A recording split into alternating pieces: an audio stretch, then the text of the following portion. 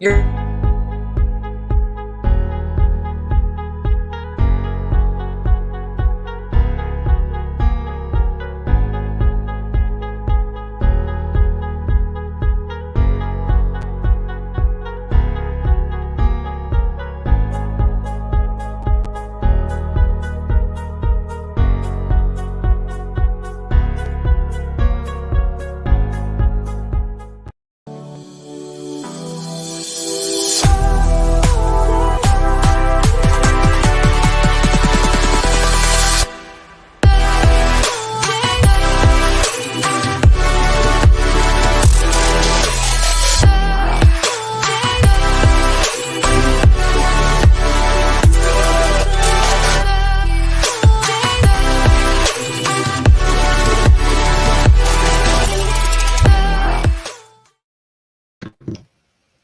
Hey, Benicia, we're back. We're We back. We're back. We're are. back. Yes, for another Yes, for another amazing Arise and amazing Arise and Shine. Shine episode. Sisterhood Collective today, girlfriend. Are you excited? I am. I was going to say, we I was coming going to with say, we guests coming with today. guests today. We have a full house, Mm-hmm. and they are like beyond amazing women. I can't even believe we've gotten them all to actually have, like, put us on their calendar, because they're not pretentious by any stretch. They're just busy. Mama, Right. grandma, doctors, lawyer, you name it. We have it all today. Mm. So I'm excited to bring them all in the room. I'm gonna add them on. And guys, we're gonna do this really casual today. Well, we always are, aren't we? I Aren't think we we always are. casual? Yeah. Yeah, we are. But I want everybody to be able to relate to the fact that your sister's watching you, and the kind of sister you come to the table as will always be remembered. And that's what we want to talk about today. What kind of sister are you really? So let me start bringing a couple of our sisters in the room. One by one, I'll do a little snapshot of an intro, but they're going to tell you who they are. And then nobody can tell you who they are better than them, right? So we have coming in DrKaren Hills Pruden. Hi, DrKaren. Hi. How are you? Hi. I'm wonderful. Good. Good. Glad to have you. And good morning, Miss Kim. Good morning. Glad to have you with us. I'm glad to be here.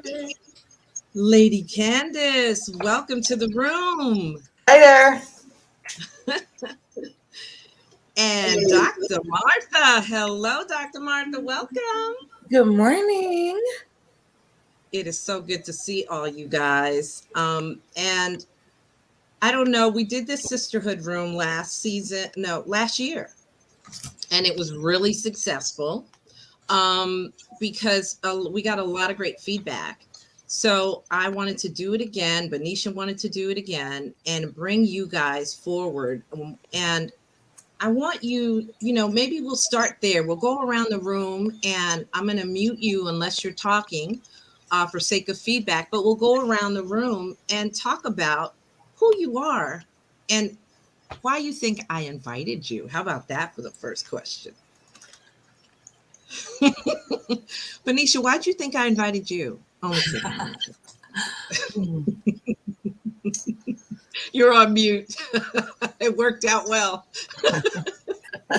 I said it had to be the Lord because I didn't sign up for it. However, it turned out to be the most amazing thing. So thank you. And thank you, ladies, for being here. I and Tanya, we are extremely excited to have you. One thing that always comes to my mind is I've heard women say, I don't get along with women very well. And every time they say that, I'm like, I have to, what do they say? Clutch my pearls a little bit, right? And not saying that there's different individuals, right, that are healthy. Some are unhealthy. Not saying in that instance, but I just don't know where I would be without my sister circle. So our desire today is that you will see that there are women who are well educated, beautiful, successful, love the Lord, and love each other. Right, ladies? Yes. Yes. Yes. So excited Yes. about it today. Well, Dr. Karen, can you kick us off with tell us a little bit about you, and you also have an amazing event that's coming up. I want you to make sure you mention that too. But tell us a little bit about you and what kind of sister you are. Absolutely. And thank you for having me. So, in terms of a little bit about me, just to give you a snippet, I'll just summarize my signature story, which I used to be known as the teenage bride who made it to a doctor. That says it all. I am no longer known as the teenage bride who made it to a doctor. I am now known as the C-suite elevation coach for female senior leaders. And so just like any other woman out there, there is a story behind that. And so, and all I can tell you is that there were a lot of women who helped me go from a teenage bride to a C-suite career coach for female senior leaders. And so I love women. I believe we all can win. I believe that if we pour into one another, we collaborate. I'm actually allergic to competitive women, and I am addicted to women who collaborate. I believe that there is enough people out there and enough money out there for us all to win. And that's why I created the Sister Leaders Community, which is a community, a global community of women, multi-generational. We are past, present, and future leaders with one goal in mind. We share resources, we share education, we share experiences, and sometimes we share networks in order to create a legacy of exceptional, competent female leaders.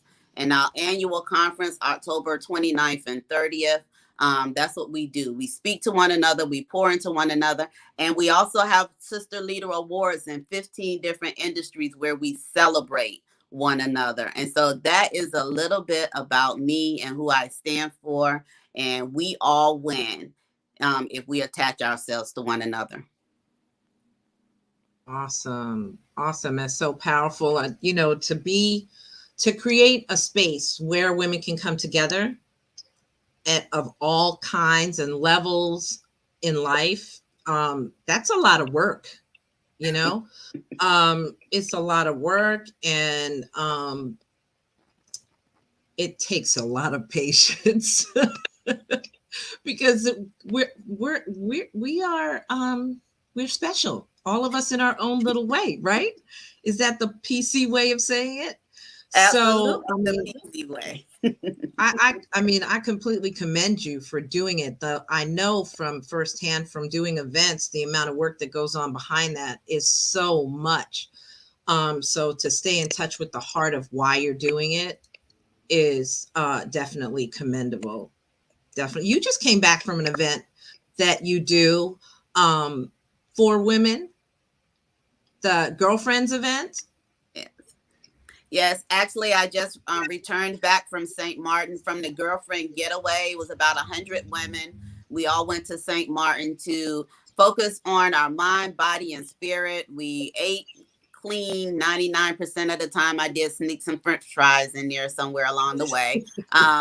We exercised every day. We had speakers who poured into educating us about diet, about physical things that impact women, how to deal with stress, just all those things, because we are one mind, one body, and one spirit, and that's all we have. And so we have to take care of all elements in order for us to excel in those paths that we have chosen in life. And so we did that for about 7 days, and now I'm back. Dr. Karen, I love that because we really believe in being a sisterhood holistically. So not just, when you have a really good sisterhood, it's somebody that will hold you accountable for exercise, someone that holds you accountable for your spiritual side, someone who holds you accountable for relationships. And so I think that is so amazing because God is all about the whole person, not just pieces. So that's amazing. We might have to look into that next year, Tanya, Kim.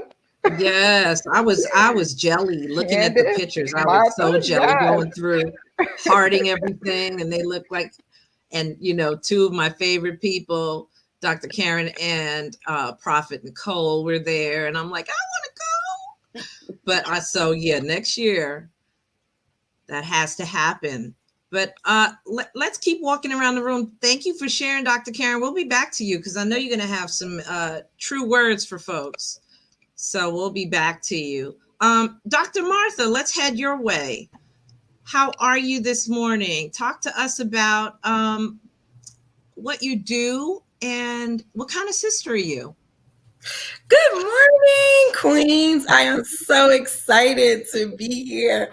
Thank you for inviting me. So what I do is I am a psychologist, and I have the amazing opportunity in helping my sister queens bridge the gap from promise to provision. And so there's a gap in between that, right? Because we have the promise and the provision is over here. But in the midst of that gap, there's a lot of moving parts that go on. And sometimes we can find ourselves anxious. Sometimes we can find ourselves stressful, wanting to pull our hair out and all of those things. And then I come in and I help you with your mindset. What are you speaking out of your mouth through that gap of promise and provision? What are you looking at? What are you focused on? What are you reading? What are you pouring into you spiritually, physically? What are you eating on? Who's around you? Because that's a birthing season in the gap. That is a birthing season. So who are you accompanied by? Who are you trusting to pour into you? And so I come in the middle of that and I help you bridge the gap between promise and provision. And I use my own story. I use my clinical teachings, my education. All of that is a bunch of stuff that I help you build the foundation so that when you reach provision, you are always carrying the promise with you. You never lose sight of the promise, because in the midst of the gap, it's easy to lose focus of the promise and focus on the gap in between. And so that's what I have the amazing opportunity to do every single day as a psychologist. Powerful, powerful.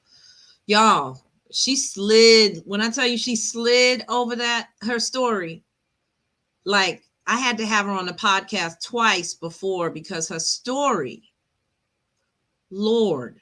And I can say that for really you guys out there, and thank you for joining us this morning and plugging in on Facebook. Please do take a minute and share this. I have to say, every woman in these little beautiful squares has a phenomenal story. A phenomenal story. They've walked through, take it from the word, the valley of the shadow of death. Some were practically pronounced dead, had it not been for God's grace. So, some phenomenal women you have in front of you. Thank you, coach and doctor and all the titles you have, Martha. Appreciate you. Now, Lady Candice, attorney at law. Say hello. Say hello, sweetie.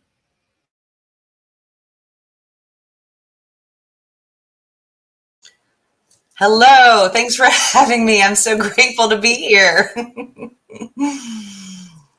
I'm Candice Shepard. I'm the CEO of my law firm, and that's been a 23-year journey and a lot of cool stuff along the way. And in the last few years, Jesus has laid it on my heart that I have been given a lot of really big blessings, right? Where I started is not where I am. And that's a blessing all in itself. And I say Jesus in all things whenever I talk about who I am and what I do, because when I opened the firm, it was really not something I wanted to do. I went kicking and screaming and said, no, I don't want to do this. God, you've got something else for me. I do not want to do this. And he's like, no, babe, we're going to do this. So when I say Jesus in all things, really all my successes are attributed to obedience. It's whatever he says I'm going to do. And recently he said, okay, we've done some things. Now we're going to share that with others and help others who may have some really tough stuff. They may have some really some things that are holding them back, and you're going to pour into them and show them what you did and what I did through you. And we're going to help a lot of people. And so I'm so grateful that I get to be doing that. Now I'm still the CEO of the firm, but but that's my passion project right now is pouring into women. And Tanya, you asked at the beginning why I'm here, how I got here. That's another Jesus thing. You and I were paired up at the Victory Summit, a conference where we got to talk about Jesus in business, and that was so cool. And the sisterhood that we felt almost immediately was really, really special. So I'm grateful that was there, and that God put that on both of our hearts, and that you invited me to be here with you, because I really do believe that well, you and I are connected by that heartstring, and you're connecting me to all these other amazing women, and it's so cool what God can do when you're open and obedient. So. Thank you so much, Candice. Yeah, and you guys see the love that's flowing through this room already, and I feel honored. I really do, to have you all here. I can't say that enough times. You probably get sick of hearing me say it. Never. I love it. He's so intentional. He really is so intentional. And some of the people, in just the way that I met Benicia, was God work, just his mastery and skill at making sure that we collided. And then the people that I've been blessed to meet, because Benicia is in my life. One of them is about to speak now, and she makes me, I'm like not even with her maybe 2 minutes and I'm already hysterical laughing. She brings such a spirit of life, and she's so real. Lady Kim, please introduce yourself. I know what kind of sister you are already, but tell everybody else what kind of sister you are. Well, hello everybody. My name is Kimberly Hoefer, and I believe in sisterhood because I grew up that way. I grew up with a lot of great friendships from day one. I believe in encouraging women and supporting them, because you hear, like Benicia was saying earlier, that we don't have a lot of people that we encounter that have good sisterhood, and they say they know someone that they can depend on and that truly have their back. So it's very essential to have a sisterhood where you can pray for each other, encourage one another, and speak life to each other. And so that's how we all met, me, Tanya, and Benicia, at church. And so with our e-groups, and just how God just blended our lives together and birthed out, coaching businesses. Didn't even realize that we were even coaches until I was like, yeah, I'm gonna add that to y'all plate too. Y'all gonna be coaches to help birth other women into their purpose, like Dr. Martha was talking about. And so we are all important to God, and the balance of the kingdom of God, and bringing people together and connecting people together. I've been in corporate America for 22 years, and by the grace of God, I'll be into my own entrepreneurship of real estate investing. And my coaching business is called Thriving in Purpose, because if you're not doing it purpose, then what you're doing it for. So if God is not attached to it, you're doing it in vain. So I'm just so glad to be here, and to see these other queens that's on the platform as well. So I'm just honored that you invited me to be a part of this conversation. Yes. I have to remember to take myself off mute. A nice mix. Miss Benicia, can you kick off the first? Because I know you got some good juicy questions for these ladies and their viewpoint. I do. Of course, I have questions. One thing that I wanted to say, of course, I know some of you personally, some of you I met today, but I never meet a stranger. So we're sisters right now, as of today. But one thing I wanted to say when Candice was speaking is, I do my little research prior to the show, and I was on her LinkedIn, and I was like, listen, if she is not adamant at letting everybody know, the first thing that her LinkedIn profile says is Jesus lover, servant leader. And I just was I was just so tickled by that, because you are a CEO, you are successful, you run a business and multiple ministries, but you also do what the Bible says. You put God first, and I just have to commend you for that. And you're going to continue just to thrive. And all of us will, as long as we continue doing that. And the other thing I want to say about the other ladies is it's one thing for people to get on and say something, but it's another thing for people to live that in the background. And so I can say the ones I know personally, I know that the ones that I just met today, I know that. Why? Because Tanya knows that. And so it's so good just to have quality individuals in life. And so with that being said, we're talking about sisterhood today. And I would like each one of you to go around and just talk about one quality that is important for a sister to have. And we can start with Kim, my bestie. Let's go. Gosh, there's so many qualities, right? It is. I do think one of the big qualities that we are lacking is compassion for other people. You need to be compassionate to people's story. Everybody, and I know we always talk about this, everybody don't know what we know. And so we have to come to the table saying, okay, I understand that this is your background. This is how you grew up, and have compassion for where they are today and how to get them to the next point in their life. So compassion is one thing that we definitely have to have. And I love that, Kim, about compassion. We talk about this all the time, right? We see people's representative, but we really don't know what people have gone through.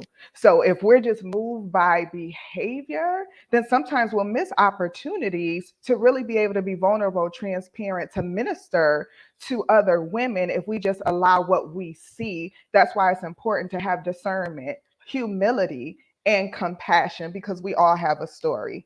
That is amazing. What about you, Candice? I think that's a great question. And I think as kids, it's not modeled for most of us how to be a good friend. But I think a quality friendship starts with, if you want to have a good friendship, you need to be a good friend. And, you need to be willing to pour in to the people in your life the way you want poured back into you, and really let God lead those relationships to you. That's my opinion. That's a fact, I would say. Not an opinion, a fact. Again, even just thinking about the biblical principle, you reap what you sow. And healthy relationships are reciprocal. They are. They're not one-sided, where you're constantly giving, pouring. And there's different seasons, right? Sometimes it's me on the line and I need help. Sometimes it's my sister on the line and they need help. So I think that is so powerful in any relationship, sisterhood, friendship, marriage, whatever, your relationship with Christ. So good, Candice. Number one, you have to want it, and you have to put forth an effort. And so awesome. Yeah, anybody jump in. But I think also being willing to be a good friend means you're willing to accept the love coming back to you too. If you're constantly pushing that away, how are you going to create a connection with that person? That's so good. That's so good. Yes, you have to be in a posture to receive love. And sometimes, guess what? That's a hard place. And I know, Dr. Martha, you can expound on that, and then, of course, share yours, because I'm sure as a psychologist, when you were talking about that in between, getting to the promise, that is some of that in between that women have to deal with. Is that correct? Learning how to love and to be loved? Yes. And it's very important, because a lot of times we know how to pour out, but we don't know how to receive. And so too often we find ourselves running on E, and we are giving out more than we are taking in. So it's like we're pouring, but then it's hard for us to sit back and just allow ourselves to be loved on. And it's because it's hard a lot of times for us to find ourselves in that vulnerable place. It's a defense mechanism that sometimes we put the wall up, right? And sometimes unknowingly, just because of prior trauma and being hurt in relationships, or either having daddy issues, mommy issues, or somebody, has broken our trust. So it's hard for us to be in a place where we are vulnerable enough to have someone pour back into us and love on us, because subconsciously our minds go to the place of what's attached to this. What do I have to give of myself because you are given into me? So it's easier for me to give than receive, because if I'm giving, I know what that costs me. But if I'm receiving, I don't know the cost behind that. And so my thing that I would say that is very important in a sisterhood and friendship is empathy. Empathy is very, very important, because in a sisterhood, Benisha, like you said, there will be times when you'll be on the phone call needing someone to pour into you, and there will be others that you will be the pourer. But in both situations, empathy is needed. We have to make sure that even as we are pouring out, sometimes we're pouring out while we're going through. So even in the midst of that, we have to make sure that our foundation, right, and our covering is the Father. We are standing on the foundation of God and allowing the Word of God to fill us up. So even as we're going through, we're able to still pour out, but not bleed.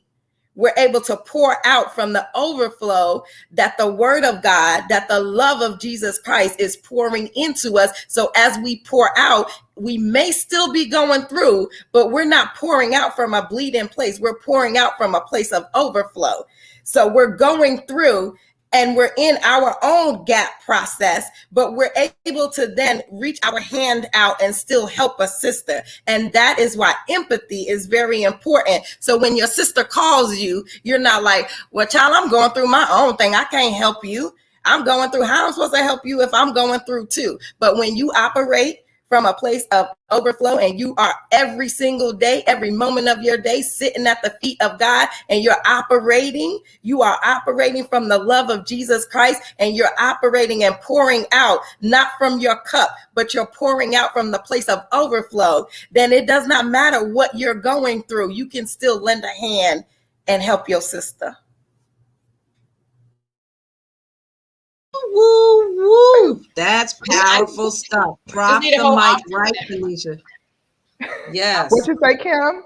We need to just see the plate over there, Dr. Martha, real quick, because that's the whole conversation right there. Is getting to Jesus and getting what you need from Him, so that you could come from a place of abundance and overflow. Yes. So good. Yes. So good. Run around. And lay out, because as women, right, we wear so many hats, right? We'll say, oh, we wear so many hats, and it's true, right? We're mothers, we're wives, y'all like how I did that. We wives.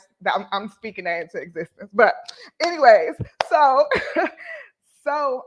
because we wear so many hats, what she said is so significant and important, because sometimes we don't even know how empty we are until situations happen and we can't really show up the way that we would like to. So I just love it. Shout out to listen, she's my therapist. Come on, okay? So I know these things. Be transparent. Yes, we that's all I know how to be. But I love it, and right. I say that because she's taught me that, and so many of other women that I've spoken to were in that same place. I can give, but I need to learn how to receive. So that is so amazing. Thank you so much for sharing. Yes. Who was next? I think we needed DrKaren. Yes. So for me, in terms of what I require from my sister friends, sister associates, and what I give is uncensored honesty. Recognizing that there is a process before you get to that point of where you can communicate like that. But I don't need a whole bunch of yes men, yes women, yes sisters around me. If you see me getting ready to walk into a brick wall, snatch me back, and you don't have to fancy up the words and package them all pretty. Snatch me back, and so uncensored honesty is where, and it is a process where you've went through enough things with one another, that you know that the trust is there, that you're both invested in each other's well-beings, you know that wherever they're coming from is not a hurtful place, you know, and so you don't have to package every statement to make it look pretty or sound pretty. And so I want to be my sister keeper. You know, I want my sister to be my keeper. And so be brutally honest with me. And when I say brutally honest, not hurtful, but don't feel like you have to package it up all the time. Sometimes we package things up so much that people don't even know what we're talking about because we're putting all these nicety words around it. The message gets lost. And so one of the things that I do and I require is that I pay attention to what's not being said a lot. I pay attention to the nonverbals.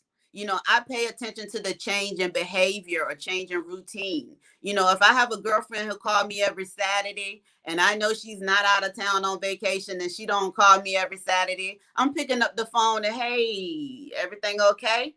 You know, and because this is out of character. And I think sometimes we need to slow down enough to recognize what are the routines of our sisters so that we know when to ask the question. Everyone is not going to necessarily call you and say, this is what's going on in my life. But if you know them well enough, and if you know their routine, if you know their choice of words, you will be a close enough sister that you will be triggered by that irregularity and say, hey, let's go out to lunch. Hey, what's going on? Hey, I'm just doing a temperature check to make sure that you're okay. And it does not have to be packaged in all those nice words. So uncensored honesty. Be honest with me, you know, and I'll be an honest sister with you, and we'll prevent each other from walking into brick walls when those times come. Oh, good. That is so good. Yes, Powerful. because you're right. We do tiptoe around things when your sister, for me, the biggest thing is having that safe place to land. And in that safe place, whether it's your girlfriend, your therapist, or your coach, or all three, right? Yes. Honesty has to live there. Or it's just not real. It's not real. Like Benicia said, you know, I don't know any other way to be. That's how we are. And it makes the difficult conversations, because we're all grown-ups, right? You're going to have difficult conversations. And where you are in your emotional maturity is going to dictate how you handle those conversations, or if you handle them, right? So having honesty as a foundation, that's, you know, that's not something that's up for discussion. That's something that should live there already, makes everything else easier, because you know that that person is being real with you. You're more apt to be vulnerable. And then you know that they care about you on top of it. Yeah. Things will be, you know, it can flow so much easier. I like to be the sister that, and I've told many people this, you know, you're in my phone. So if you call me and you're not in a space where you can talk, I already know it's you. I'm picking it up. I know it's you. If it's quiet on the other side, I know you need me. You need to hear from me. You need something, or you just need. And to be that sister for somebody is something that I treasure, because you have to know that outside of God being in that quiet place for you, that there's somebody real that you can touch and talk to, that you can go to with something. They won't judge you. They receive you in love, but they will tell you if you're dropping the ball.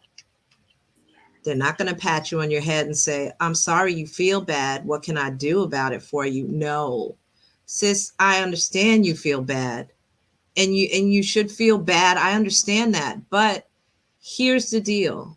You might have been able to handle that a little differently. This is why she's reacting the way she is to you, because of what you gave her, right? So she's working with what you gave her. So now we need to talk about, why did you give it to her that way? So you have to have real conversations, right? And let me not get in on that. That was a Martha thing to say right there, I think. I think I stole Martha's line, right? Because she's nodding over there. But being that sister where you can have those open conversations, you may have to work on you to get you to a place where you can be that sister. Come Right? on. Tanya, listen, Dr. Karen, and then when you backed it up and said that maturity, I have braces, so I'm sorry that word doesn't work with that right, but that maturity is essential when you said that, because it doesn't always feel good for somebody to check you, right? Even in love, but it's not about the feeling. And I think one thing it does, Dr. Karen, to your eloquent point, is that it really draws the relationship closer. Mm-hmm. It really does. When you can have those hard, uncomfortable conversations, it really, in the end, in the moment, I've had some of those conversations with some of my friends, and it was a little quiet. You know, you get off like, oh, okay, thank you. And then later on, as the Lord begins to deal with you and minister to you in that space, and as you begin to mature yourself, you recognize this person loved me. They were really looking out for my best interest. So I think that's such a good point. Truth and maturity really brings freedom, and it also, bridges the gaps in relationships. Amazing. I'm glad I came. I have another point too that I think a lot of times people fail to realize is when you work on your emotional state so that you're able to receive from your sister and not take it personally like they're attacking you. Because a lot of people love to say, I feel attacked, I feel offended. And offense is the bait of Satan. Read the book from John Bevere. But at the end of the day, your emotional state does play a factor in be able to have a healthy balance with friends and sisterhood, because you can't be emotional all the time and thinking they're doing something to hurt you when they're really here to help heal you in those places.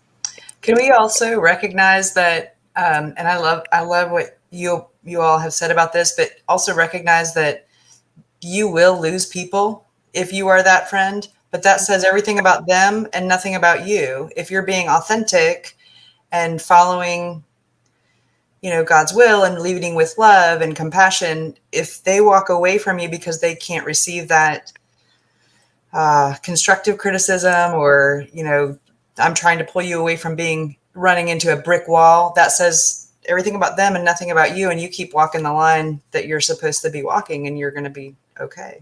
Yes, I agree. The one thing I want to add to it is everything that everyone has collectively said all stems to people pleasing. And people pleasing is the foundation of trauma. And so the bigger problem is we have to ask ourselves, if we want yes people around us, then we are a people pleaser. And then the people around us who is unwilling to, in love, chin check us, they're people pleasers as well. So the bigger issue is the foundation of the trauma that causes us to be people pleasers. So we are trying to avoid being rejected. We are trying to avoid being abandoned in a relationship. So there's a bigger picture in this whole thing.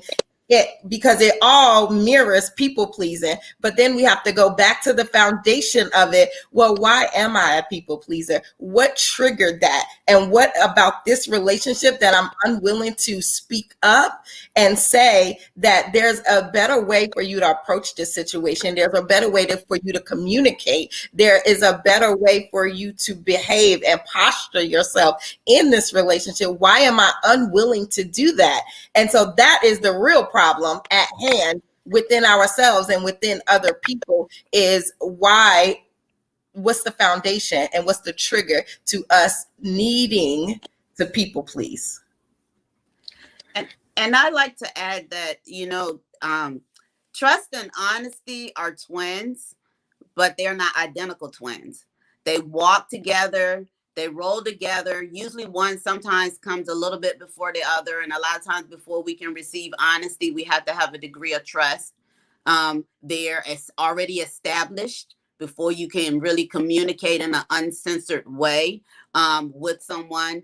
But you can rarely be honest with someone if the level of trust between the two parties is fractured. because it's not going to be communicated in a loving way where you are interested in that individual's best interest, and it's not going to be received in that way, because the bridge of trust you have not exceeded that bridge of trust. And so I'd like to, when I'm coaching my coaching clients, I ask them to think of trust and honesty as twins, but not identical. Sometimes one trust has to come before the honesty. And so before you have an honest statement, uncensored or honest statement or interaction, make sure that whatever you say and do matches the level of trust that you know that individual has for you. So This is some good. really good Oh my gosh. stuff. Yeah. Really, Well, really good. the other thing, can I add one more thing? You can add plenty. I can't heal my sister's trauma. It's my responsibility to heal mine. It's her responsibility to heal hers. I will walk beside you. I will love you. I will pray for you, but I can't heal your trauma. And if I'm coming from a place of love and you can't hear that because of your trauma, then you've got some work to do, sis. And I love you, but I can't do that for you. That's so good, Candice. That is It's so so good. That true. is so good. It's so true. And it goes, it ties right with what DrKaren said. Because if I'm coming to you in love and you're getting upset, if you're cutting me off, if you are, just being immature about the situation, why would I keep coming to you? So then you have friends that want to know, well, why didn't nobody tell? We tried to tell you 4, 5 times, but you didn't receive it. To your point, Candice, because you're not healed in that area. But everyone on here had to do the work and have to continue, right, to do the work, even so that you're a healthy person, so you can be a healthy friend and recognize which friends are not healthy for you. There is some people in the room that we just want to give some shout outs to real quick, because the comments are just, flowing about how awesome this is. We have Brenda in the room, Dr. Clara, Nikki's in the house, Tina's in the house, Narissa, Tanya's sister, Yolanda. Tanya, did I miss anybody? Yeah. Well, we probably will, because they keep coming. Right. They keep coming in. Amora's in there, and you did say Dr. Jerry. She's on the road and still plugged in and sharing it. Please don't crash the car, okay? Though we need you, Doc. All right. But this has been some powerful stuff. Thank you, Venetia, for doing the shout outs, because we wouldn't be anywhere without the folks that plug in. And we really want to ask you to share this broadcast even after the fact, because somebody may find themselves in one of these boxes, and we can provide, if not a detailed blueprint, at least something to get started.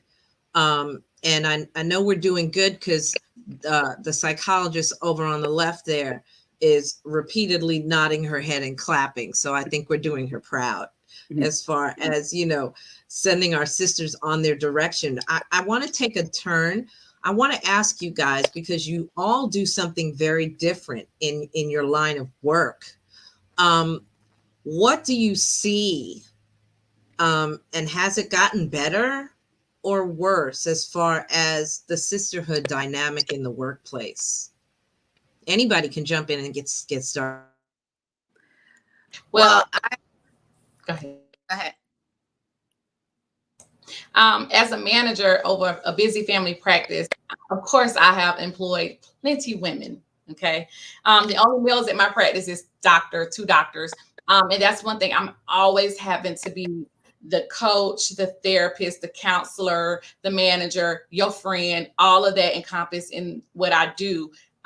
because there's always some type of issue going on. There's always, I'm always saying, hey, maybe let's change your perspective about why you feel that this person did this, because it's all about perspective. And the person, and I get them all together in a room and I'm having a coaching session with my team, I'm like, okay, so why do you feel that she said like this? And she's like, well, I didn't even mean it that way. And again, it's about your perspective. And so I'm always having to redirect their emotions all the time. And it's a lot at times because it's almost every day when you're dealing with that. And not just African American, but also Caucasian women and different, ethnicities that you deal with on a daily basis, and their background and how they deal with conflict. Some are quiet, some just keep it in, while others just spew it out. So I'm trying to keep them balanced throughout the workday so we can do what we're supposed to do to take care of our patients. But to your point, it's all day, every day that you're having to referee grown people about their emotions. And hey, we're a team and we're also sisters of Christ at the end of the day. So we need to do things different and deem our light just as bright like God has wanting us to do every day we come to work. It's not about us, it's about him. Because at the end of the day, we're working for the Lord, not the business per se. And so I'm always having to redirect focuses all day, every day. That's good. That is good. I know Dr. Karen, you were getting ready to chime in too. That is really.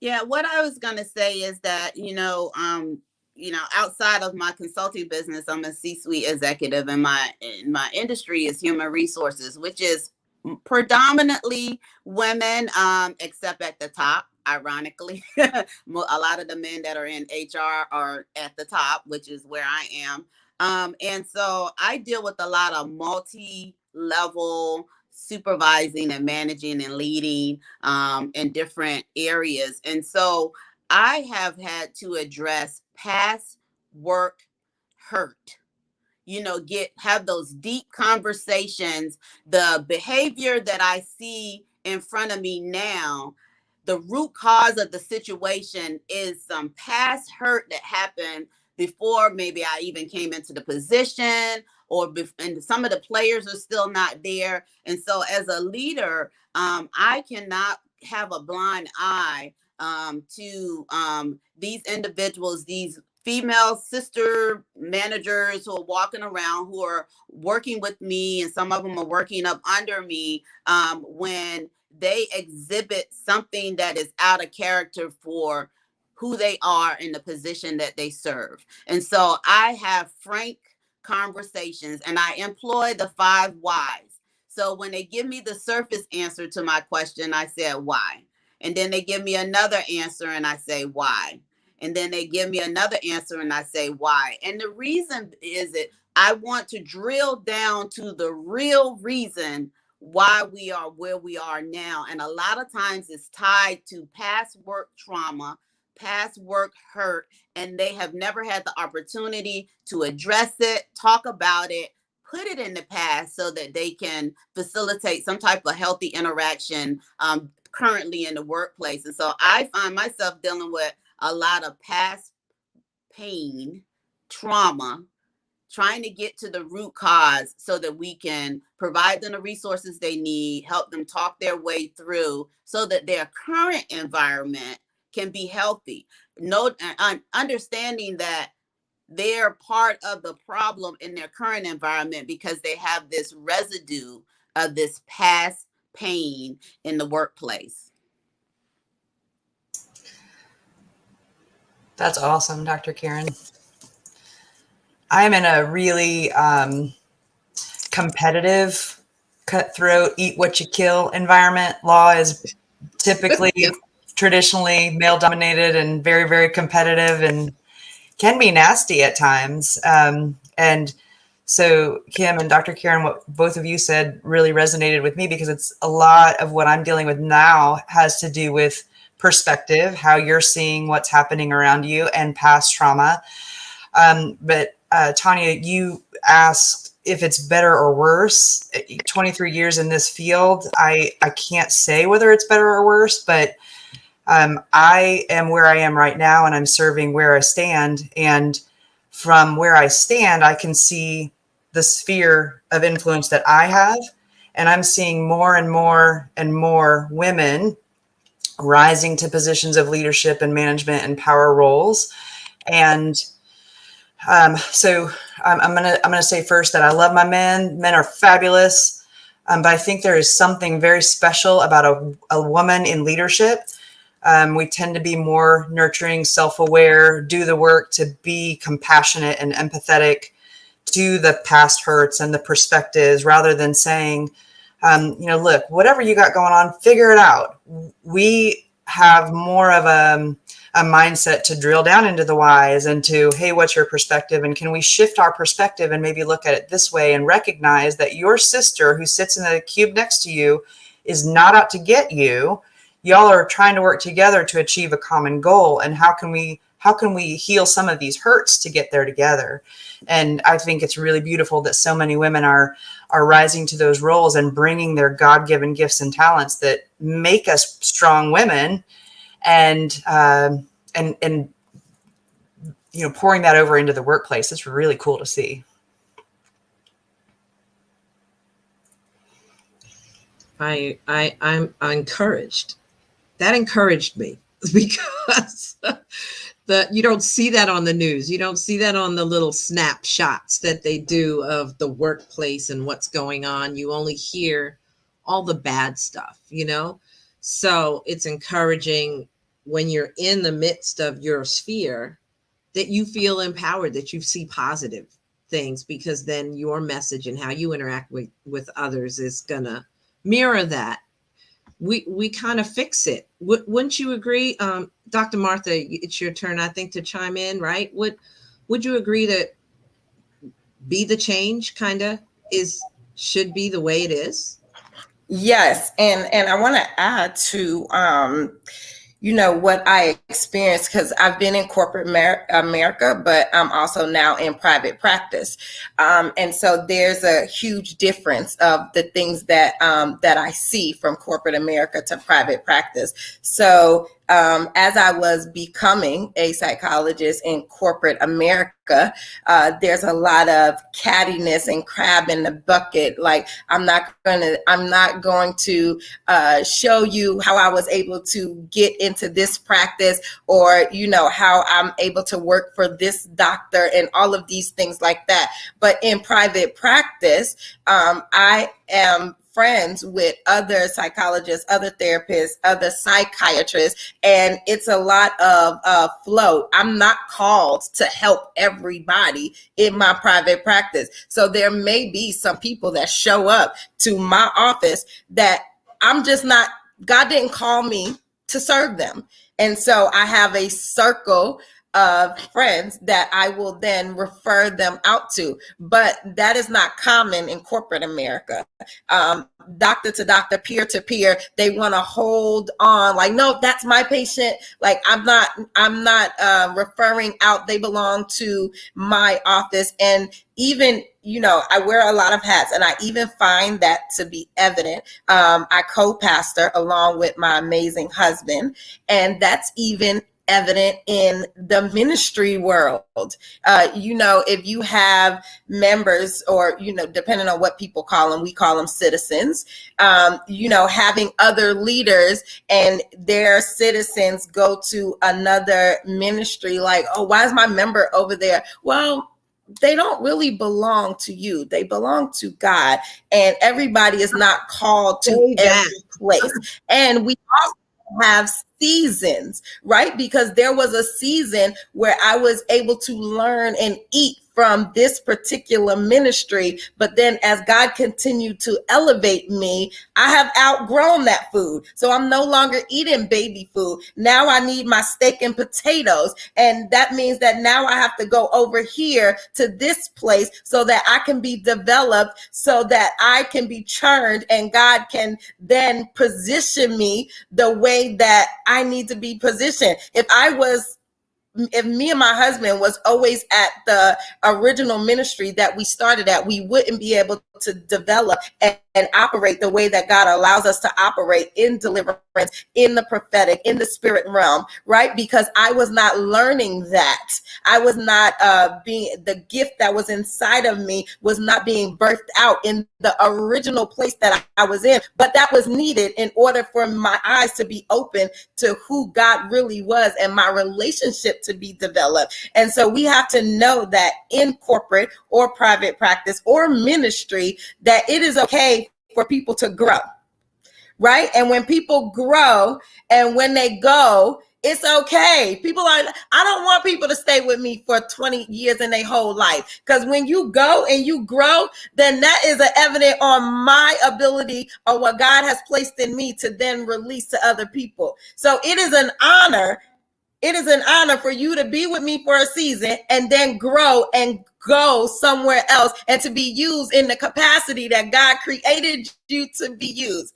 I don't want people to stay with me for their whole lives, because when you go beyond my capacity that God has given me, that means that now the babies that's inside of you are now being birthed out of you. So we have to have a different mindset. I work a lot with people with the CTFAR, right? And C stands for circumstance. The T stands for thoughts. The F is for feelings, the A is for actions, and the R is for results. So a lot of times we will have a circumstance, right? And our thoughts create our results. So if you don't have the results that you want in a circumstance, then you have to go back up the chain and figure out what is your thoughts on that circumstance, because your thoughts has now manifested the results that you see. And if you don't like the manifestation of the results you see, then now you got to go sit back to the table. Well, why do I have the thought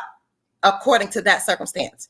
And in order for the result to switch and change and turn, and you see the result that you want, now we have to sit and dig up the foundation and the root of the thoughts that you have in order to change the result.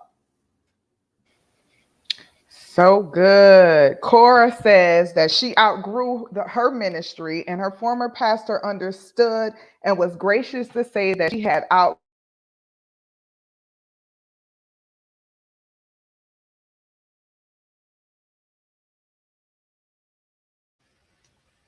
Am I the only one that can't hear you, Vanish? Did we lose your sound for a minute? Listen, this mute thing. I was just saying that Cora was responding to Dr. Martha, and she said that she had a situation where she had outgrown the ministry, and her former pastor understood and graciously released her from that ministry. So just piggybacking off of what you said, it takes a mature, here's that word again, a mature leader, a mature pastor to graciously, not just let you go, but graciously let you go. I know that time is wrapping up, but Tanya, I have to ask this question. And can you ladies, 1 second, 2 seconds?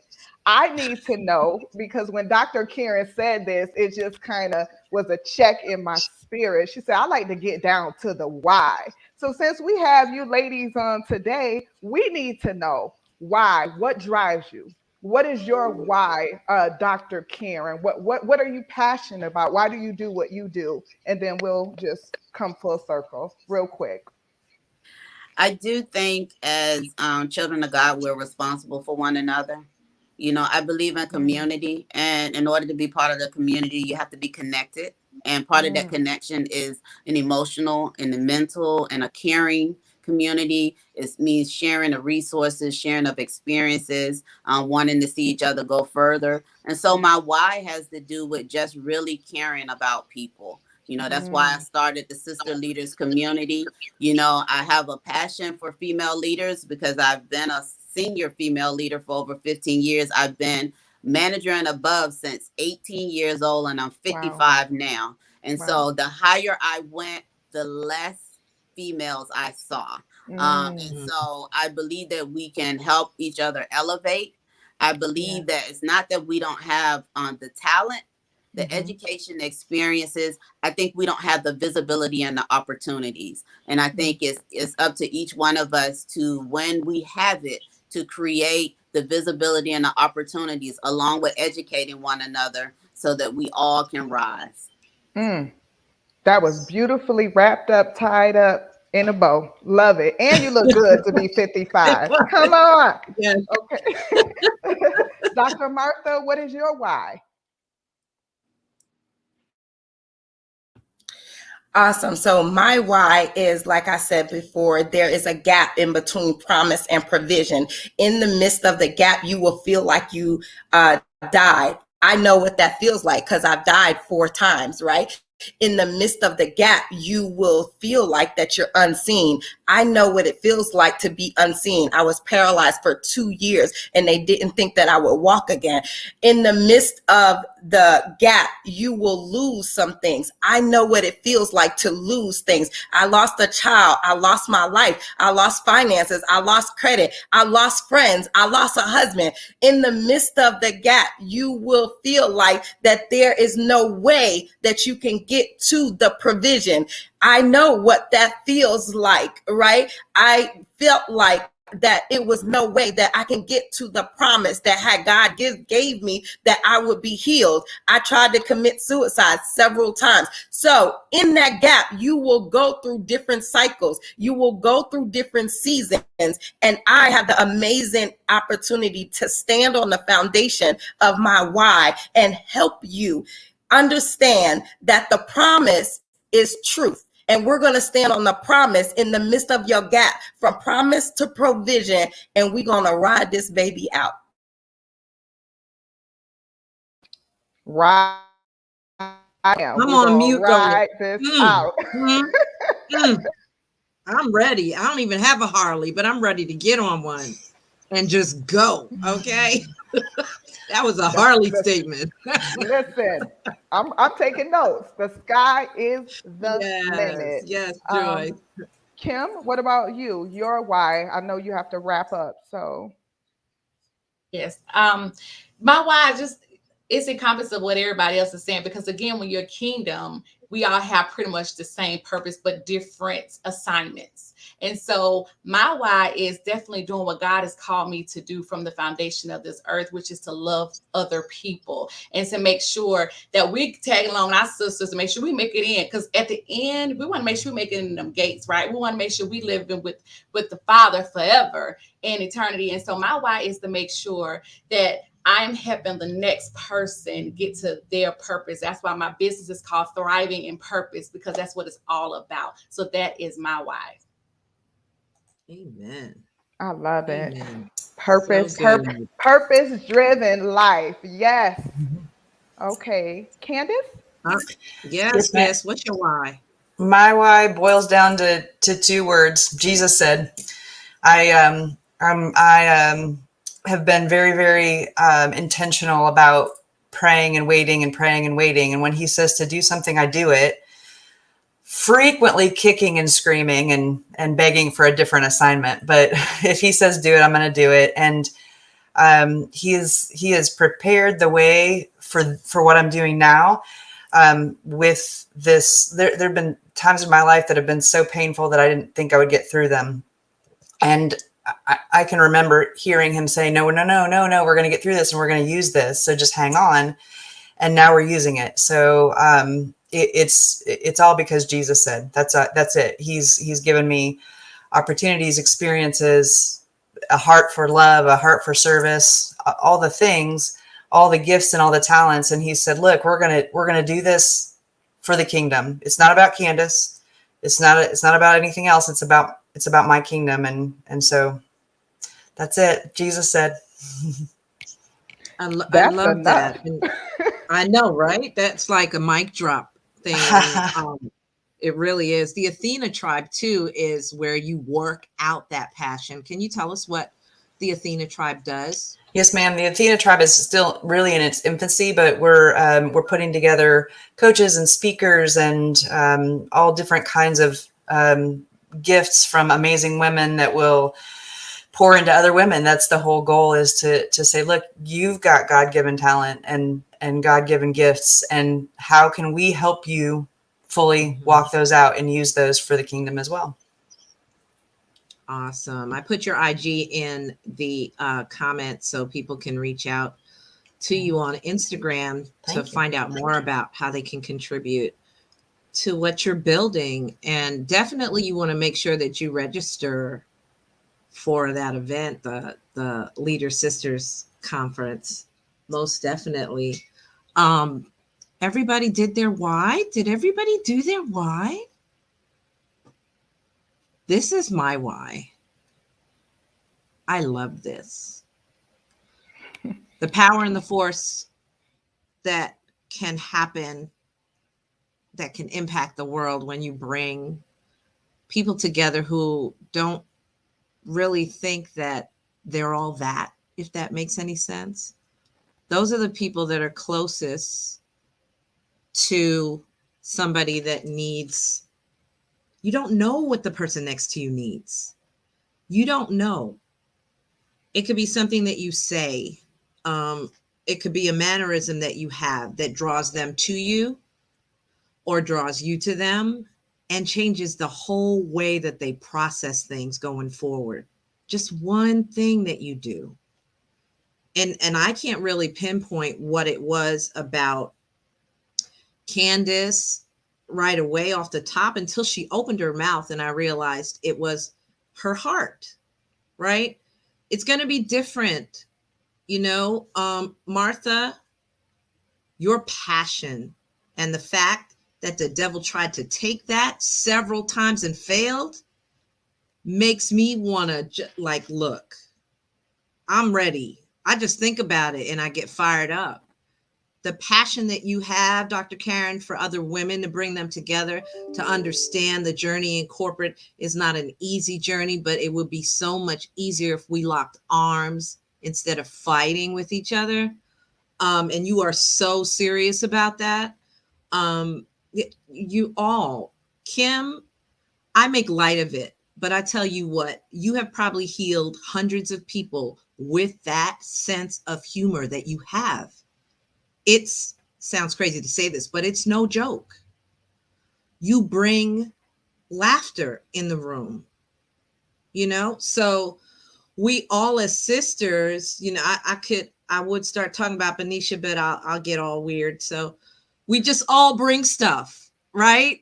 We all bring stuff that God gave us specifically. He shook a little bit extra of that particular thing in the mixing bowl when he put you together. And that's your thing that you spread around. And if I'm always going to be, if my assignment is to be the facilitator or the collector to disseminate that amazing salad to the rest of the world, I'm good with that. That's my why. I'm good with that. Benicia, what's your why? We're going to wrap up with your why. I was just sitting here, just taking it all in, and this came to me. My why is not if, but when. Everybody's going to go through something. Everybody's going to go through something. Everybody has gone through something. But what are we going to do with that pain? What are we going to do with those unforeseen circumstances, right? Because again, it's not if, it's when. So each one of us have to make a decision to show up and take the things that we've gone through and help someone else. And no, we need a sisterhood because one person doesn't have it all. So my why is to see people move from a broken state to a whole state by whatever means necessary, by whoever means necessary. But the number one thing is being grounded in Christ, because that's all of our common theme. If we can't, Yes. we can't do community. All of these whys I heard, we can't do community. We can't have passion and empathy and sympathy for others. We can't have purpose. And in order to do what Jesus said, like Candice said, we all have to have the love of Christ. And so I'm excited. I'm full. This was such a blessing, just to really go against the grain of the world, where women can't come together and be each other's biggest cheerleader, and serving the biggest, the biggest and most important person which is Christ. So I just want to say God bless each and every one of your ministries, your businesses, your families, your finances. We are so grateful that you graced our presence on today. And I pray that everyone else was just as blessed as we were. Thank you, guys. Yes. Thank you so much, Benicia. Thank you guys for coming and spending the time with us. I'm going to put their information in the comments, along with any links that, you know, if there's an event going on. These women are authors. Several of them are authors. They have books, and they're all on Facebook and Instagram. So get to know them. Bring them into your space. Your life will be so changed because of it. And do that for somebody else that you don't know. All right. Have a blessed week, guys. Thank you so much for joining us. And we will talk to you real soon. We'll see you again real soon, right? Real soon. If I can find our little video, I'm going to play that on our way out the door. Bye, guys.